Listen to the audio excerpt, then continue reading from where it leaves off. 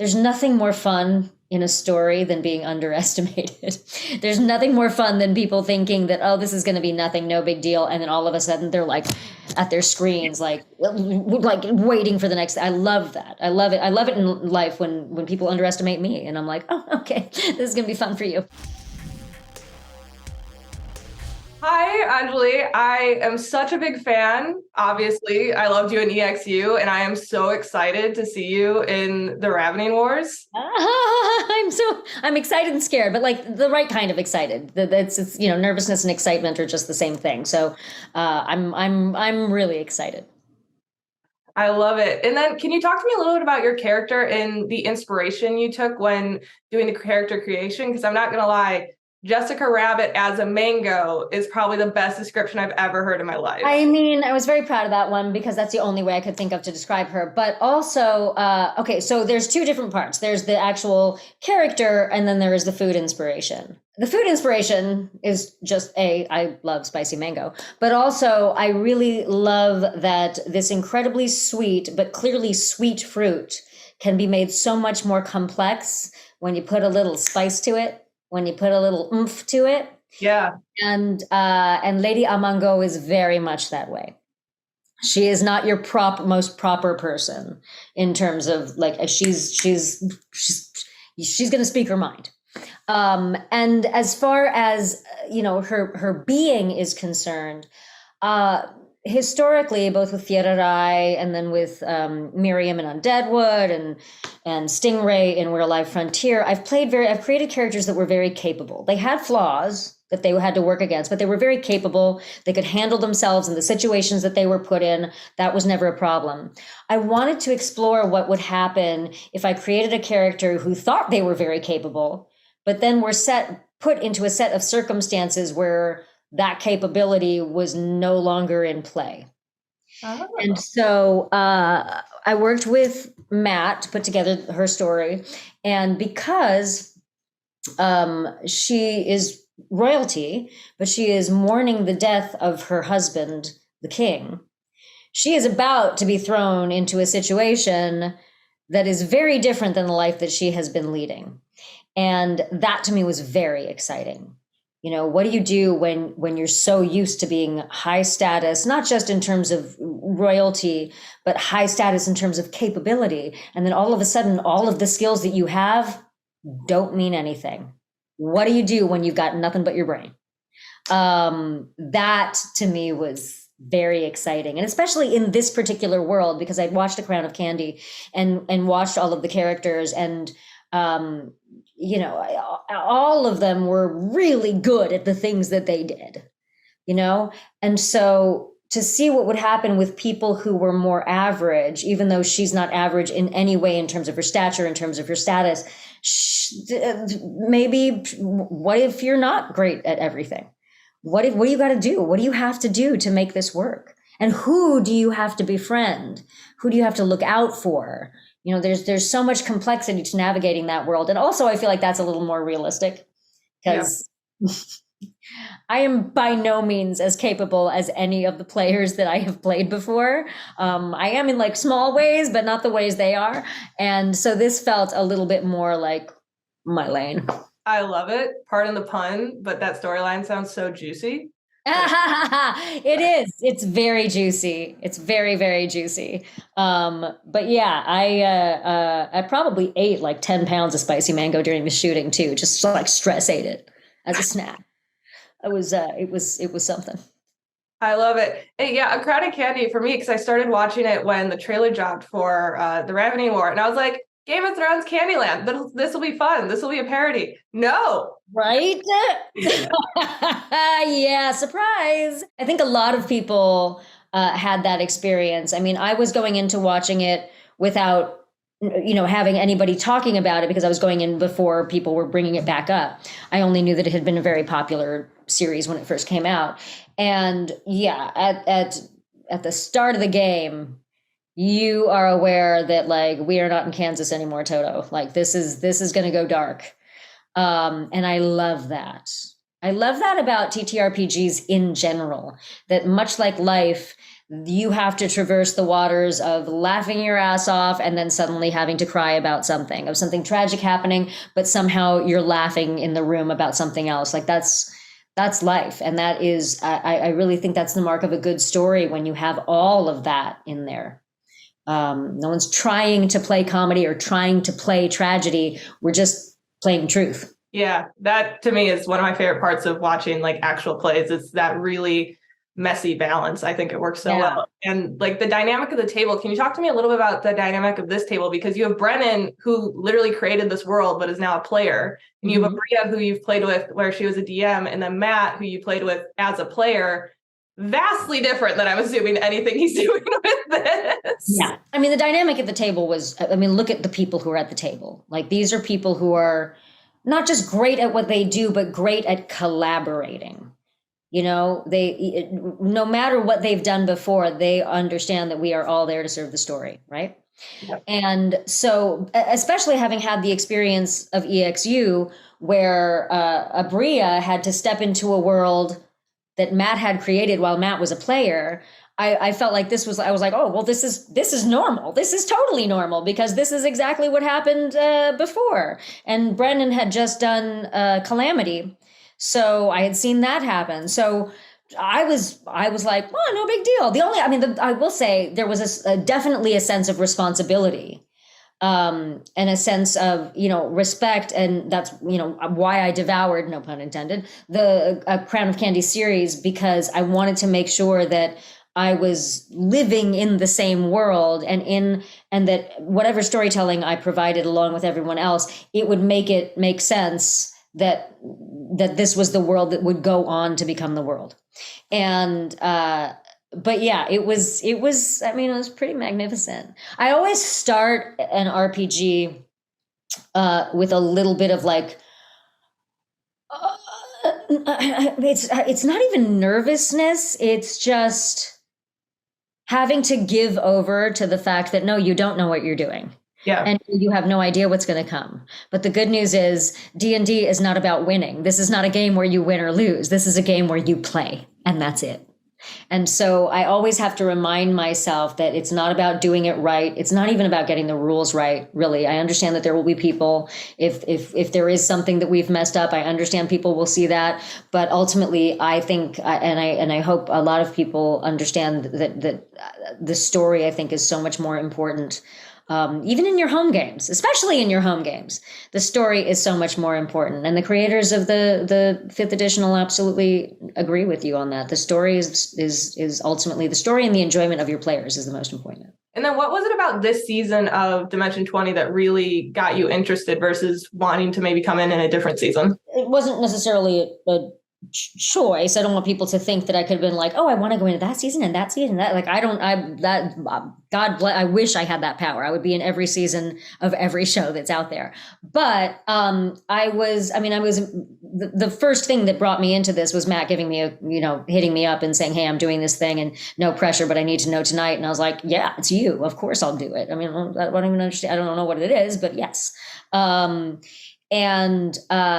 And then finding out what it was and who it was with, then it was just an embarrassment of riches. I really do, like, I fell into something that is exactly the kind of stuff I love to do, which is, like we've talked about here already, something that looks on the surface like it might be light, but there's so much more depth. There's nothing more fun in a story than being underestimated. There's nothing more fun than people thinking that, oh, this is going to be nothing, no big deal. And then all of a sudden they're like at their screens, like waiting for the next. I love that. I love it. I love it in life when people underestimate me and I'm like, oh, okay, this is going to be fun for you. This is going to be fun. Sorry. We're going to go on this ride real quick. I'm really excited about, I love the world. I'm so glad that this is the world that I got to jump into. And they have so many great ones. Yes. So God knows I would love to jump into others as well. But, it's a limited number of people at the table. I love that you've come into these kind of mini campaigns. Like we have this where it's the prequel, we have EXU. And what's so funny to me too is EXU you would almost expect to be a little more serious, but that's just like chaotic nonsense in the best. Well, and especially because all of the characters have, like, it seems like other than Orim, really, their moral compass or ethical, like they're just like all over the place. Yeah. You know what I mean? Like I think they sort of want to do what's honorable, but does it matter as much as having a good time? And with EXU, because I came in a few episodes in my character, so I didn't know where I was going to come in. And even on the day, I was sitting there, but I didn't know when I was going to come in. I just had to be ready to jump in. I hadn't gotten that vibe because I hadn't been there yet. So I, just like Fiora, I didn't know, or sort of knew, but didn't know who these people were. I came in with my energy as my character being very serious and very everything that she is. And it just became more and more apparent that, oh, wow, I'm the straight man to these brilliant comedians right now. And even Fiora got to have her comic moments, which I appreciate. I also loved when you got to be in the talent show, though. Oh my God. I forgot about that. That was so much. Aabria is what a brilliant thing to come up with. What a wonderful thing to come up with. Oh, you're not going to participate? Oh, Fiora is not going to participate? Great. You're going to have to do this. Like, so smart. So smart. I'm trying not to spoil anything for people as we talk about this, while also getting them excited to potentially watch it. What was it like playing with her as a player versus a DM? It was bliss. I mean, she's just joy personified every time I see her. When I first met her on Zoom for EXU, and we were kind of doing a character creation setting, and she put me so at ease, not just about what we were doing, but about like life. There was just so like, everything's going to be fine and everything's awesome and we're excited and everything's exciting. Like, she just has this zest about her that is incredibly comforting, knowing full well, like, I don't know if I'm allowed to curse on this, but you don't F with Aabria. Like, Aabria will take you out on the street if someone were to come after her. But that's one small side of her, and then we mostly only get to, thank God, I only get to see that in game, which is a really fun part of her to play with. But she's so magnificent. She's so joyful. She's so smart. She pivots like on just like boom. She's so fast. And the character that she has created, oh, I love it. I love it so much. So, so cool. One of the things that's so cool about the original Crown of Candy is it's the royal family that we're following, where this feels very different. It feels like they're not as connected as that. It feels very different. So what's the dynamic a little bit between the characters? I'm sure you can't tell me why they all come together, but... No, but I can certainly tell you part of it. I mean, it varies their level of status. Yeah. You know, but overall, I think overall I can say that all of them are being taken out of their comfort zone for different reasons. Whether people who are more living in the world of the normal folks, or the people who are royalty, and they're all being brought kind of here in the middle, and which is very cool. And going into it, I knew that Brennan and my character had a pre-existing connection, so that was very helpful. Especially since it's Brennan, and I was like, if I can't come up with anything, that guy will. Not that I had to lean on him, because all of them just like serve things up that you're just so ready to hit the ball. It's so, collaborating with great storytellers is unlike anything I can, it's the joy of it, where you're just like, ooh, I know what to do because you said this thing and I just got an idea and your thing was so brilliant. So now I can say this thing. It's just such a joy. So yeah, I think it's going to be very interesting for people to see more regular people going through extraordinary circumstances in this. How does it feel? Because this is it's more contained. It's 6 episodes versus like a longer form. Does that impact how you approach your character's arc? My character's arc? No. If anything, it just makes me sadder when we get to the last episode. And I start to feel it like within the episode, and I try not to. but I have been out, I know myself well enough to know that that just starts to happen and I have to fight it off. It's like closing night of a play. You know, you might have done it 365 shows, but on that 365th show, you're like, we didn't do it enough. You want to go back. So yeah, I don't think that it necessarily, I mean, you know, the story needs to be compressed, but I also just trust my DM that they are going to make that happen. So I will just stick to what we're doing. Yeah, I don't think I have. If I come up with something though, I'll hit you up. What was your favorite part of playing with Matt as a DM versus just, I can't get over his EX2 character because it's I know Dariax is just all what I would expect. So freaking fantastic. Well, first of all, it's not the first time that I played with Matt as a DM because I played with him. I mean, it was a one shot, the Doom one shot that I did for Critical Role, but like I'd seen enough of his DMing as well, catching up on previous games and stuff. And so, I mean, what was it like? It's just like implicit trust. I 100% know that that person not only knows what they're doing, but is not going to leave me hanging. So I can play. I can play. No one at that table is going to leave me hanging because every single person is there to lift up each other and lift up the story and have a great time. So not just in terms of Matt as the DM, but the whole table. It was just this fantastic feeling of, cool, I don't need a safety net because I've got this team. What has being a part of like these TTRPGs, how has it influenced you as an actor with scripted projects? It's funny. I don't know that it has. It has just confirmed to me what I know to be true, that nothing is more important than the story. And on television sets, it can be or on film sets, it's very easy to think that you are an isolated part, or that like, say you and the cast are an isolated part and then there's the crew, but it's not that way. It's everybody is contributing to the story. Every single person is vital to what's going on in this machine.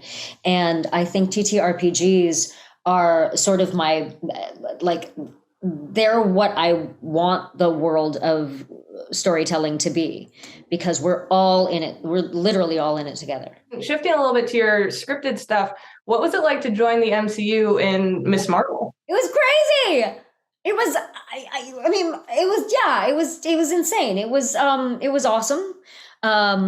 What made it probably a little less intimidating than it might have been was the fact that there were no big stars, no big names in our cast. So we were all kind of coming in it together, like as this force.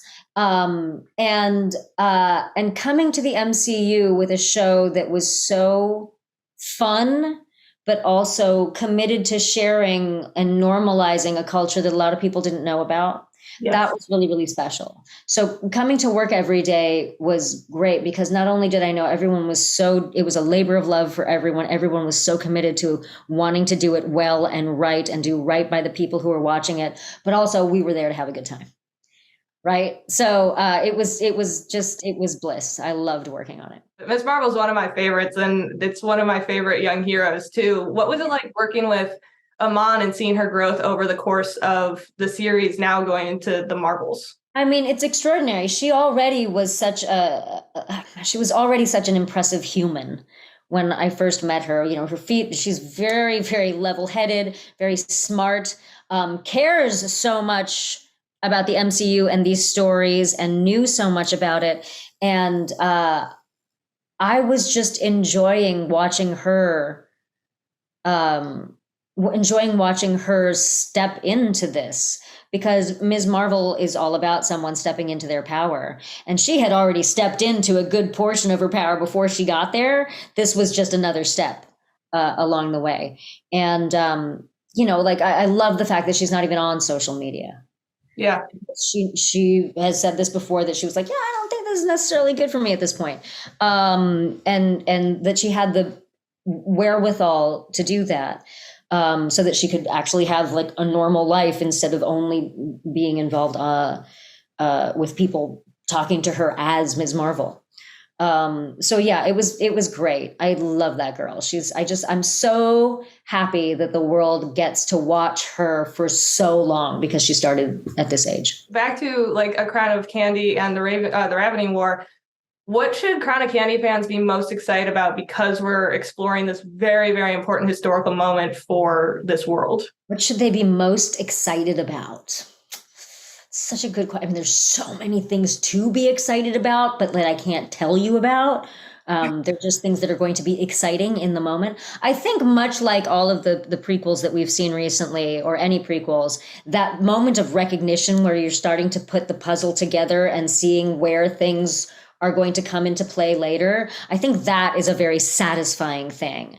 And a very exciting thing to figure out the mystery of like, how on earth are they going to make this fit into that world, and how is this lore going to connect to that lore?